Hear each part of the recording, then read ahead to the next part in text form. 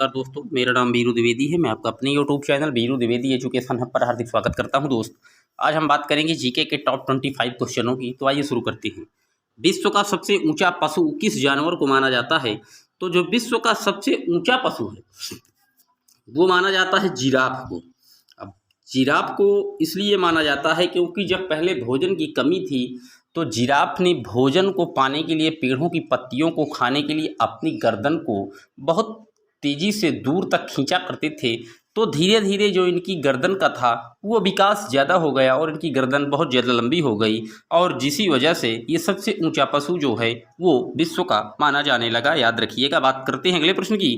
अगले प्रश्न पर चलने से पहले मैं आपको बता दूं कि चैनल पर जितने भी लोग पहली बार विजिट कर रहे हैं, चैनल को सब्सक्राइब और लाइक करना ना भूलें।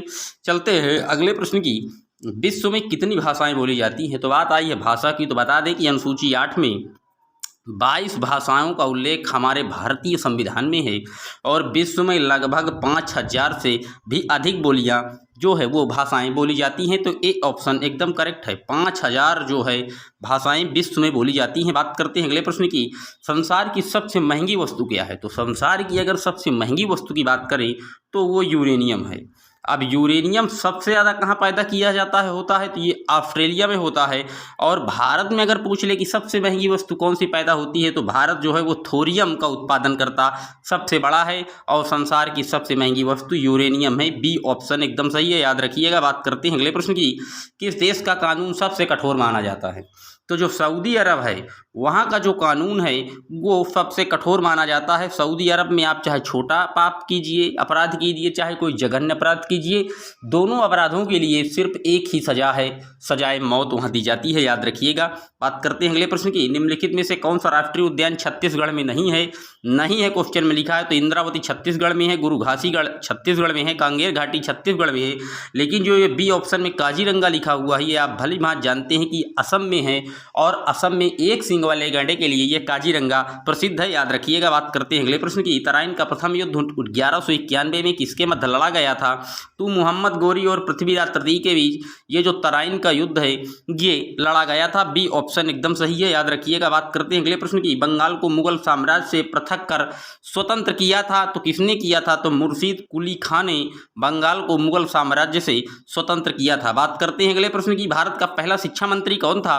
तो भारत के जो पहले शिक्षा मंत्री थे वो मौलाना अबुल कलाम आज़ाद जी थे। याद रखिएगा। बात करते हैं अगले प्रश्न की। प्रथम भारतीय गवर्नर जनरल, जब भारतीय गवर्नर जनरल लिखा हो तो सी राजगोपालचारी का नाम आप याद रखिएगा। बिल्कुल सही जवाब बी ऑप्शन है। बात करते हैं अगले प्रश्न की। किस देश के लोग अधिक परिश्रमी माने जाते हैं? तो जो जापान देश है वहाँ के लोग जो है वो अधिक परिश्रमी माने जाते हैं, और जापान जो है वो जो है टेक्नोलॉजी के मामले में एशिया में टेक्नोलॉजी के मामले में टॉप पर जापान है।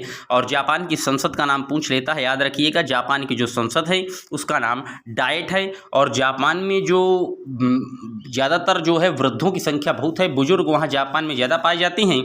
वहाँ पर आप देखेंगे तो आमतौर पर 100 के ऊपर हर व्यक्ति जीता है। 100 तक मैक्सिमम 80% लोग 100 के ऊपर ही जीते हैं, और भारत में जो जीने की उम्र का एवरेज है वो 60 साल ही है। दोस्त याद रखिएगा। बात करते हैं अगले प्रश्न की। विश्व मौसम विज्ञान दिवस कब मनाया जाता है? जो 23 मार्च को जो है वो विश्व मौसम संगठन दिवस मनाया जाता है। याद रखिएगा। पृथ्वी पर कुल कितने महाद्वीप हैं?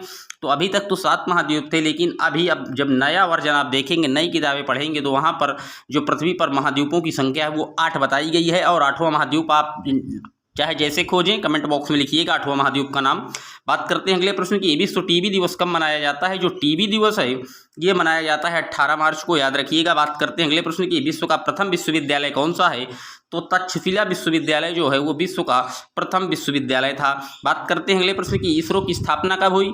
तो इसरो की जो स्थापना हुई थी वो 15 अगस्त 1969 को हुई थी। याद रखिएगा। इसरो के संस्थापक ये विक्रम साराभाई की योजना थी इसरो, और इसरो के वर्तमान में जो प्रेसिडेंट हैं वो के सिवान है। और इसरो का हेडक्वार्टर जो है वो कर्नाटक की राजधानी बेंगलुरु में है। बेंगलुरु को IT सिटी भी कहते हैं, इंफॉर्मेशन टेक्नोलॉजी सिटी, और बेंगलुरु को सिलिकॉन वैली के नाम से भी जानते हैं। याद रखिएगा। बात करते हैं अगले प्रश्न की।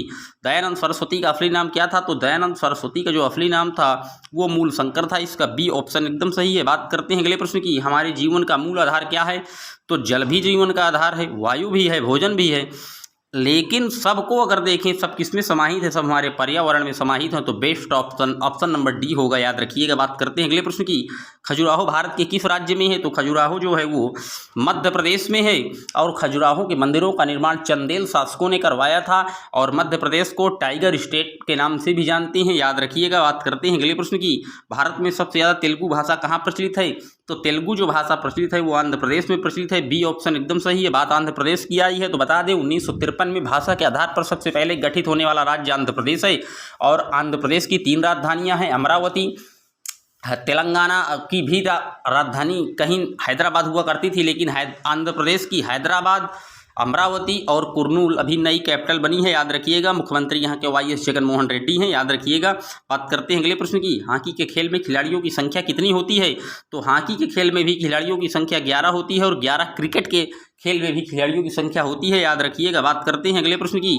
महाराष्ट्र में सबसे ज़्यादा कौन सी मिट्टी की अधिकता है? तो महाराष्ट्र में जो है वो काली मिट्टी की अधिकता है और काली मिट्टी किसके लिए उपजाऊ है? तो काली मिट्टी जो है वो कपासी खेती के लिए बहुत उपजाऊ है। कपास जो है काली मिट्टी में होता है और काली मिट्टी को रेगुर मिट्टी के नाम से भी जानते हैं और भारत में टोटल 8 प्रकार की मिट्टी पाई जाती है, याद रखिएगा। बात करते हैं अगले प्रश्न की। भारत के किस राज्य में कन्नड़ बोली जाती है? तो कन्नड़ जो बोली जाती है वो कर्नाटक में बोली जाती है। डी ऑप्शन एकदम सही है, याद रखिएगा। बात करते हैं अगले प्रश्न की। पृथ्वी पर सबसे बड़ा वृत्त किसे कहा जाता है? पृथ्वी पर सबसे बड़ा वृत्त अगर कहा जाएगा तो भूमध्य रेखा को कहा जाएगा, इसी को 0 डिग्री भी कहते हैं। अब वृत्त कैसे कहा जाता है? क्योंकि मान लीजिए हमारी पृथ्वी है और वृत्त ये बीचों बीच जो आप देख रहे हैं 0 डिग्री यही भूमध्य रेखा है और जो नीचे साउथ का 23.5 डिग्री है ये आप देख रहे हैं ये मकर है, ऊपर का कर्क है और जो कर्क रेखा है इसको लिम्पोपो नदी और मकर रेखा को माही नदी और ये भूमध्य रेखा को कांगो नदी जो है वो 2 बार काटती है, याद रखिएगा दोस्त। इसका ए ऑप्शन एकदम सही है, भूमध्य रेखा सबसे बड़ा वृत्त है। बात करते हैं आज के अंतिम प्रश्न की। इनमें से किस नेता ने भारत में गणेश चतुर्थी पर्व की पुनः शुरुआत करके इसे लोकप्रिय बनाया था? तो भारत में गणेश चतुर्थी पर्व की जो शुरुआत करके इसे लोकप्रिय बनाया था वो बाल गंगाधर तिलक जी थे। इन्होंने ही गणेश चतुर्थी को भारत में शुरुआत करके इसको लोकप्रिय बताया था। बात करें अगर भीमराव अम्बेडकर की तो आपको पता है ये संविधान के जनक माने जाते हैं। इन्होंने ड्राफ्टिंग कमेटी के जो है प्रेसिडेंट हुआ करते थे। संविधान को बनाने में इनका बहुत ही महत्वपूर्ण योगदान रहा है। लाला लाजपत राय को आपको पता ही है, इन्होंने साइमन कमीशन वापस जाओ के लिए बहुत अथक प्रयास किया था और उन्हीं उसी कमीशन को वापस करने के में इन्हें लाठियों से पीट दिया गया था, जिसके बाद इनकी हत्या हो गई थी। ये सब लाला लाजपत राय, बिपिन चंद्रपाल और बाल गंगाधर तिलक ये जो है गरम दल के नेता हुआ करते थे। उस समय जो है गरम दल और नरम दल 2 धाराओं में हमारा देश के कुछ नेता बट गए थे। तो याद रखिएगा ये थे आज के 25 महत्वपूर्ण प्रश्न जो आगे आने वाले किसी भी प्रकार के वनडे एग्जाम के लिए बेहतरीन साबित होंगे। दोस्तों आप लोग ज़्यादा से ज़्यादा चैनल को सब्सक्राइब और लाइक करें। मिलते हैं एक और वीडियो में, तब तक के लिए जय हिंद जय भारत।